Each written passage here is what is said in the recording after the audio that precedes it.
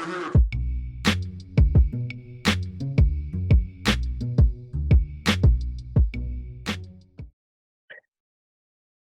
Chichalak Echtihad, Shpiki Chichalak Tihuslab, Shpiki Chichalak Lewachiil, Shpiki Chichalak Legataknant, Atresh Linubi, Kimpepa Le Kuleo Le Mayapuinak, Paishimuleo Le Nubi Le Nutlamit,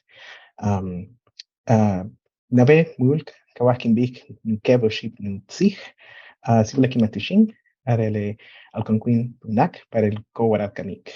And Hunchik Siblakimatishin, Le Oheruina Palekitinamit. Good afternoon, everyone. My name is Andrés López, and I come from the Ishmuleo, the land of Maya people, in what is currently known as Guatemala. And I'm currently coming and zooming in from Ottawa in unceded Algonquin territory. And I want to take a couple moments just to thank all of you for being here, thanks to students, staff, as well as ancestors for being in the space today, and also to acknowledge that the original peoples from wherever you happen to be zooming in from. I will be introducing our guest today. So Dr. Gregory Smithers is a professor of American history and an eminent scholar in the College of Humanities and Sciences at Virginia Commonwealth University. He received a PhD in history from the University of California, Davis, and has taught in California, Hawaii, Scotland, and Ohio, and is currently a British Academy Global Professor based in the Treaty Spaces Research Cluster at the University of Hull.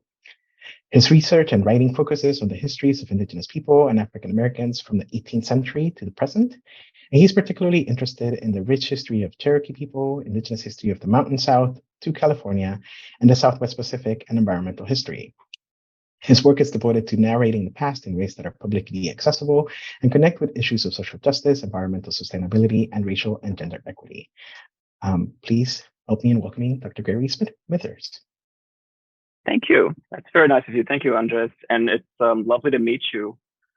Thank you, everyone at Brown, for this invitation. I have to begin, obviously, by thanking Maggie Murphy, who's been a wonderfully organized point person. Thank you. And thank you to Stephanie and everyone else working behind the scenes. It's really quite an honor to be presenting the last book talk of your semester. Something of a overwhelming responsibility, I suppose, at this busy time of semester. So I hope to keep you all engaged for the next 20 or 30 minutes before we open up to Q&A. Okay, so I'm going to begin. I just want to talk a little bit this afternoon about this book and how it came to be. In many ways, this is a book that has been gestating for the best part of 2 decades. In fact, I can go back to when I was in graduate school, still in California. And at that time, I've always been interested in histories of race and gender and sexuality and stories that historians, I'm trained as a historian, and interested in the stories that most historians don't necessarily want to touch or don't want to say a whole lot about because in their minds there's a dearth of evidence or written sources or whatever the case may be.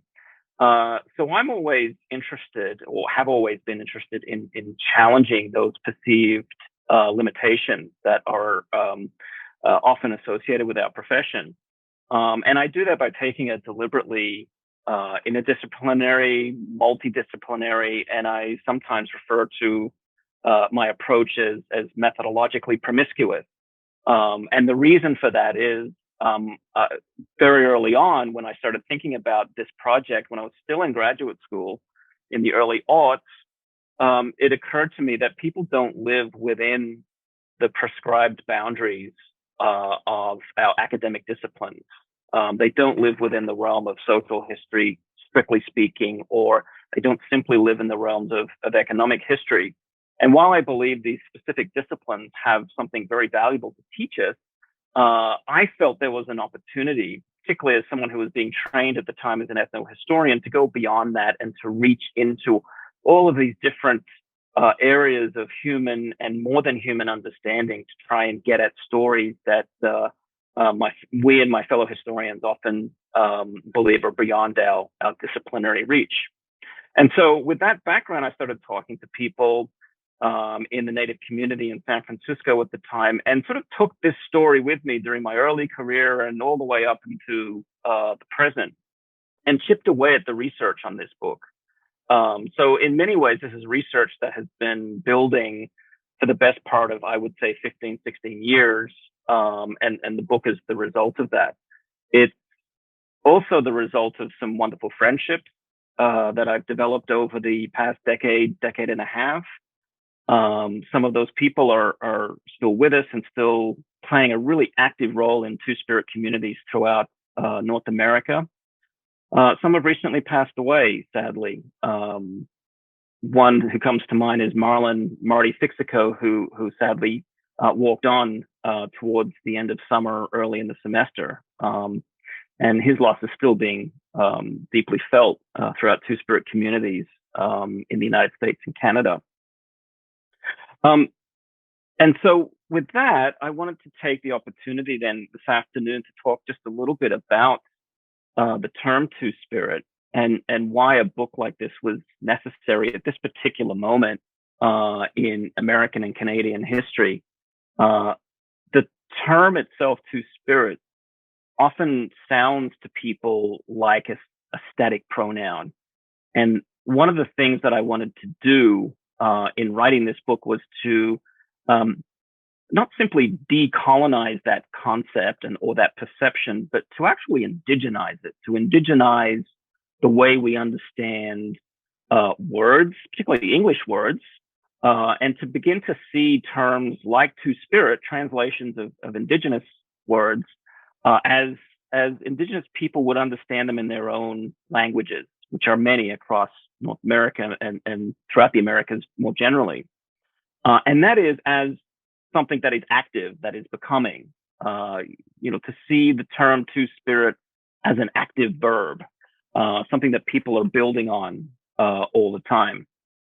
And so I mention this because I've received, since the book came out, a lot of correspondence from people both in and outside of Indian country, complaining, for want of a better word, that Two-Spirit is just another example of colonizers trying to impose their knowledge systems onto Native communities. And that's actually not the case. The term Two-Spirit is an English translation of an Ojibwe term, Nij-Manadawag, which was a term decided upon as an umbrella term at the third annual gathering of gay and lesbian Indians in Winnipeg in Canada in 1990. As I say, it was the third gathering. Two previous gatherings had discussed this issue. And I should point out, as I point out in the book, that the invitation list for this gathering was truly transnational. It was the invitation list included people from not only the United States and Canada, but throughout the Americas and into the Pacific, Hawaii and Australia also. So there was this sort of transnational knowledge and this recognition, even at this early stage in the history of using this term as an umbrella term, Two-Spirit, that there was it was very important that language play a role in bringing people together, that it bridge geographical, linguistic, and cultural boundaries and limitations. And at the time, 1990, the English translation of Nij-Manadawag was perceived as doing that work. People came out of that Winnipeg gathering really energized and really looking forward to popularizing this term and integrating it into the vernacular culture of both Indian country, but beyond that as well, into sort of quote unquote mainstream American and Canadian culture and politics.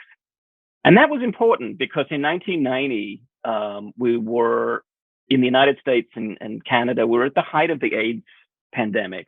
And the face of HIV/AIDS at the end of the 80s and into the early 1990s was very much a young, white, male face. People of color were generally ignored by the news media and struggled to gain allies, both in their own communities, but also in the news media and academia as well. And so this was one way then of trying to break that sort of silence that existed around HIV/AIDS in Indian country. I spoke to a number of people in the course of writing the book about this issue, and their recollection was that this was really a very important transitional moment in the history of not only Two-Spirit history and culture, but of Native America more broadly. It provided a language that enabled community leaders and social workers and healthcare workers to really raise awareness about how HIV/AIDS was disproportionately impacting Native American people. In fact, far more as a proportion of the population, the most impacted section of the North American communities. And so in that respect, the English translation of the term Two-Spirit then was doing double duty. It was raising awareness about the need for culturally specific medical care for people living with HIV/AIDS in indigenous communities, whether they were reservation communities or in urban settings. And the term was providing this umbrella, this sense of pan-collectivity, pan-Indian collectivity and unity that then provided this space for people to go back to their own specific communities and to try and connect with their specific cultures and their histories, and to bring those forth, to bring those back into the circle of community, of ceremony, and of spiritual life. And as I talk about a great deal in the book at length, that was really the central driving feature of a lot of this initial work, and in some ways, it continues to be a driving factor in Two-Spirit cultural politics, cultural sovereignty, community organization and engagement, is that sort of ceremonial and spiritual aspect of this work.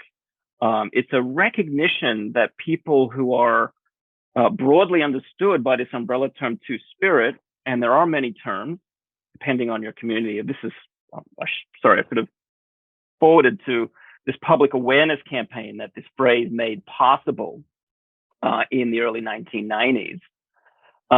But more importantly, what I was trying to get at was this very important issue of people using this umbrella term, this pan-Indian term, to then go back to their own communities and to try and integrate these terms that have either been forgotten or have been dormant or have been sidelined by homophobia within their respective communities. This was a way of doing that, of raising awareness about the existence and the important roles that people played who have the gendered fluid and sexually fluid identities associated with Two-Spirit in the early 1990s. And so then the question becomes, well, why was all this necessary? Why was this language necessary? Why were these public relations campaigns, for want of a better expression, necessary? And the short answer to that is colonialism.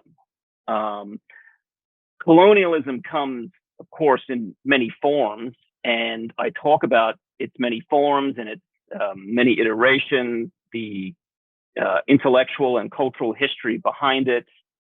But one of the things that comes back again and again in conversations that I had in the course of writing the book with Two-Spirit people were these sort of foundational moments in the encounters and contacts between European colonizers and indigenous people. The scene you see on the screen now is this Theodore DeBry's rendering of an event that took place in 1515 involving the Quaba Indians. And this was Balboa sending the quote-unquote sodomites to the dogs. This is something that runs through the consciousness, the historical consciousness of Two-Spirit people. This event that occurred so many centuries ago. Why? Well, I think it's because it sort of it textures, it provides historical and cultural context for understanding everything that came after that, from missionaries to boarding schools, from territorial dispossession to policies that made it, and laws in the United States and Canada that made it illegal to speak an Indigenous language or practice Indigenous cultures in their varied and rich forms. This moment is, as I say, very much embedded. It's a contextual point at which other moments in the brutal history of the colonization of the Americas, for many people, is measured by. And this is important because what these various events, moments, and ideas that European colonizers brought with them did was to ostensibly work to erase the role and the knowledge that Two-Spirit people, as we know them today, played in their respective communities. Many of you may be aware that, and there's a good deal of scholarship that exists in addition to the book that I've written, that talks at length about the roles the people of Two-Spirit identities played. Caregivers, educators, matchmakers, people who cared for the recently deceased, medicine people. There's a long list. The list goes on and on and on. And often in many of these communities, those people were leaders. They took on leadership roles. They were important in mediating social cleavages, and also mediating life between human and more than human relatives. So very important roles that Two-Spirit people played. And the thinking here behind the colonizer violence, the sort of intellectual erasure, the desire to eliminate languages, was to really target those people who colonial officials and soldiers and conquistadors identified as Two-Spirit or Two-Spirited, who were able to mediate in this really sort of thoughtful and skilled way, to eliminate those people as a way of weakening the very foundations upon which a society's sense of its collective self, but in our sort of modern terminology, how it understands its culture, its cultural sovereignty, and its political and legal sovereignty as well. All of these things are very much intertwined in understanding the historical attacks on Two-Spirit people. Now, on that basis, this seems like a rather grim story. And I got a lot of feedback in the course of researching and writing the book from students and colleagues and people who read bits and pieces of the book, that they were concerned that this was going to be an overly negative take on this history.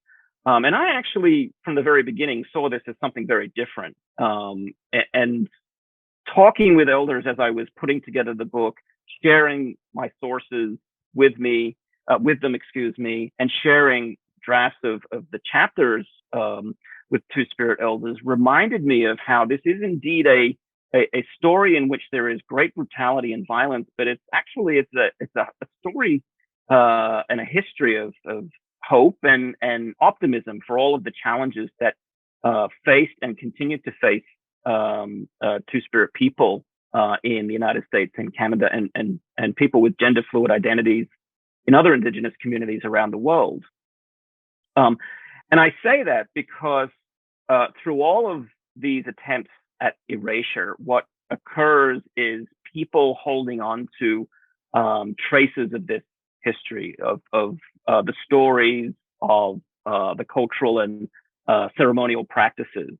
And it's not always people with gender fluid identity. Sometimes it's someone who doesn't have that identity in a community, but who has recognized the importance of it, and they've quietly held on to that knowledge, as a slew of medical doctors, psychologists, sociologists, anthropologist, traipsed into indigenous communities throughout the 19th and 20th century and produced scholarship like the scholarship you see on the screen there.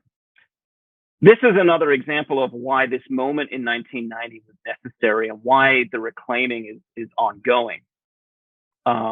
It is the role that the uncomfortable role and fact that academia needs to face up to in the way that scholars of the past 200 years, if not more, have pathologized and medicalized identities and roles within indigenous communities. Indeed, living traditions that are not to be frowned upon, to be eliminated, to be considered something that is abhorrent. These are healthy, normal aspects of the respective cultures that I detail in the book. And so I wanted to bring those stories forth, how Two-Spirit people have worked through this complex history. And one of the individuals who I find really, I mean, there's so many individuals that are really my historical heroes now, but one of the figures that I find most inspiring from the 19th century is the person you see on the screen in front of you there. That's Osh Tisch. I was particularly drawn to the story of Osh Tisch and trying to uncover more about their life history in the course of writing this book, because they sort of represented that sort of steady, straight path of understanding who they were and their kin, recognizing and understanding who they were and the important role that they had to play in the context of their particular community. And that is in spite of all of the violence that was swirling around Osh Tisch, and that indeed Osh Tisch found themselves at times embroiled in, and some of the really genocidal policies that the United States tried to impose on indigenous communities throughout the American West. So Osh Tisch is just one of many examples. To give you a little bit of background on Osh Tisch, or Finds Them and Kills Them, they were born in around 1854 into a matrilineal society. Osh Tisch was Crow. Euro-Americans referred to Osh Tisch as a half man, half woman, but Osh Tisch's kin within the Crow community referred to them as my sister. And throughout the course of their adult life, had played an important creative role within the Crow society and Crow culture. And then by the 1870s and into the 1880s, as Osh Tisch very much enters that phase of life that one has earned that status of elder, encounters a number of American officials, one of whom is a former Confederate who is stationed out among the Crow, a gentleman by the name of E.P. Briscoe, who endeavors to really break Osh Tisch and other people who take on a gender fluid identity within Crow society. I won't give away what happens, but needless to say that the community coming around in support of Osh Tisch is really something that is reflective of how many Native communities, even in the 19th century, at the height of some really searing violence and racism in American and Canadian societies, were able to protect people who played these very important roles as gender fluid people. Most recently, and I talk at a fair degree of detail about this in the book, there has been this sort of flourishing of Two-Spirit history and culture. And I want to sort of conclude on this before we open it up to Q&A. And I do hope, one of my hopes is in writing about these figures that there is future scholarship that is devoted to producing biographies and documentaries and podcasts about these extraordinary figures who span the years from the early 1970s through those times in the late 80s and early 90s around the HIV pandemic, but who also ushered in this new era of reclaiming and rebirth among gay, lesbian, and trans people within Indigenous communities. One of those heroes is Barbara Cameron, who you see on the screen there. Cameron, I spent a lot of time in her archives, have written shorter pieces about her. She is really a foundational figure in the modern history of Two-Spirit people. And if anyone deserves a full-length biography or movie made about their life, it's Barbara Cameron. She's truly inspiring. Similarly, Randy Burns, who she collaborated with for many decades, is another figure who still living and well in the San Francisco Bay Area, but who was pivotal to bringing people together around this identity of Two-Spirit. And there are others who I talk about in the book. Clyde Hall, who was incredibly generous in the course of my research and writing, Reclaiming Two-Spirit, is another figure who warrants a sort of deeper biographical treatment of their life and their contribution to Native and Two-Spirit histories.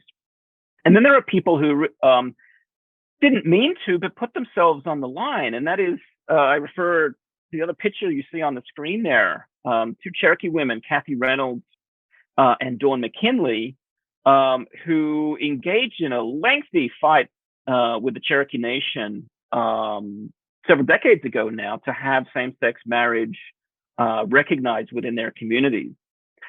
Their story is, as I write about in the book, it's really quite sad at times. It must have been a completely and utterly nerve-wracking experience for them both. And they faced all sorts of political and cultural and social accusations, and had to live through a time when people within their community, people they thought they knew, began to use words like tradition to ostracize them within their respective communities. They prevail. I'm not going to tell you how they prevail. You have to read the book to figure that out. But they prevail in their cause, and they're living their best lives today. All of this sort of speaks to me and reminds me of the words of Phil Tingley, who's a Kiowa, or was, a Kiowa Two-Spirit. He, like Barbara Cameron, was at the forefront of these early movements to sort of bring people together around this new identity. And in an op-ed that he wrote that was published after he died from complications from HIV/AIDS, sort of counseled other Native people that what they needed, particularly Two-Spirit, but all Native people, what they needed was something to replace the pain, to not forget the pain and the trauma of colonialism in its past and ongoing manifestations, but something to get beyond it. There must be something, Tinley wrote, to go to. And that's why it was important to me, those words. I mean, Phil Tingley talked about another person who deserves a full-length biography. He is one. Those words sort of encapsulate, to me, a Native epistemology that is not simply, as European scholars once tried to sort of frame it, as stuck in a sort of frozen past, quote unquote tradition, as European scholars might have used that term throughout much of the 19th and 20th century, but are indeed, in many respects, futurists. Native people are always looking to the future. Tinley was doing that just prior to his death, and people who came together at Winnipeg in 1990 They too were indeed looking not simply to the past and to building on the past, but they were looking to the future, 7 generations ahead and more.